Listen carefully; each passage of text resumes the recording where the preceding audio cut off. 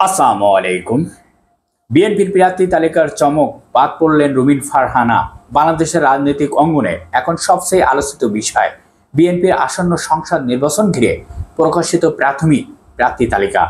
দলের মহাসচিব মির্জা ফখরুল ইসলাম আলমগীরের ঘোষিত এই তালিকায় মোট 237 জন প্রার্থীর নাম অন্তর্ভুক্ত করা হয়েছে। তবে এই তালিকা ঘিরে দলে দলে চলছে তুমির আলোচনা ও বিশ্লেষণ।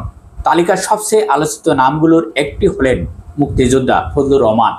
জুলাই আগস্টের গণ অভ্যুত্থানের নিয়ে বিতর্ক মন্তব্যের কারণে যাকে একসময় দল থেকে সামরিকভাবে বহিষ্কার করা হয়েছিল, সেই ফজলুর রহমানকে এবার বিএনপি কিশোরগঞ্জ 4 আসনের প্রার্থী হিসাবে মনোনীত করেছেন। অন্যদিকে তালিকা নেয় দলের জনপ্রিয় মুখ ব্যারিস্টার রুমিন ফারহানা। তিনি বিএনপির আন্তর্জাতিক বিষয়ক সম্পাদক এবং সংসদে একমাত্র নারী এমপি ছিলেন। তবে সাম্প্রতিক সময় তার একাধিক বিতর্ক মন্তব্য কর্মকাণ্ডে দলের ভিতরে ও বাইরে সমালোচিত জন্ম দিয়েছেন।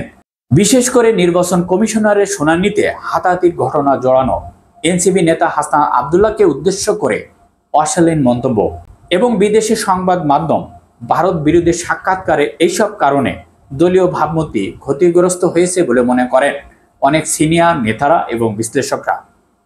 মনোনয়ন না পাওয়ার সম্ভব কারণ, এই বিতর্কগুলো তার মনোনয়ন না পাওয়ার মূল কারণ হিসেবে দেখছে রাজনৈতিক বিশ্লেষকরা।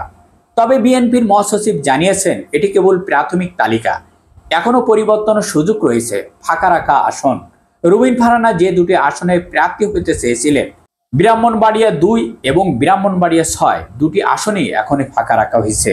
রাজনৈতিক পর্যবেক্ষকদের মতে এটি রুমিন ফারহানাকে ঘিরে এক ধরনের কৌতূহল ও মূল্যায়ন সতর্কবার্তা। চূড়ান্ত তালিকা প্রকাশের আগে দল হয়তো পরিস্থিতি পর্যবেক্ষণ করছে। বিএনপির প্রার্থী তালিকায় এখন রাজনৈতিক অঙ্গনে নতুন উত্তাপ ছড়িয়েছে। রুমিন ফারহানা শেষ পর্যন্ত মনোনয়ন পান কিনা, তাই এখন সবার নজর সেদিকে। দেখা যাক শেষ পর্যন্ত কি সিদ্ধান্ত নেয় বিএনপি। ভালো থাকবেন, আল্লাহ হাফেজ।